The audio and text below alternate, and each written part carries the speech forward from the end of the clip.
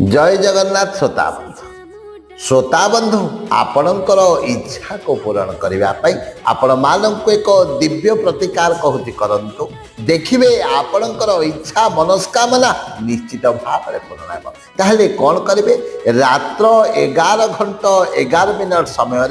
खंडिए कला कागज नेबे सेथिरे लाल रंगरे कौन करेंगे आपणकर इच्छाटी को लिखिए एवं लिखि सारिबा परे सेही कागजटी को 4 फोल्ड कर दे भल भाव में खंड खंड कर चिरिदेवे एवं चिरिदे आपणकर दुईटी हस्तरे एभली भाव में धरी आपण मानक एक मंत्र कहूची सेही मंत्रटी को 11 थर जप करेंगे एवं जेतेबेले कागजटी को चिरिदेवे खोला आकाश तले आपण ठिया होई एही मंत्रटी को 11 थर जप करेंगे ताहले मंत्रटी को मन रखंतु ओम अंतरिक्षाय नमः ओम अंतरिक्षाय नमः एभली भाव में 11 थर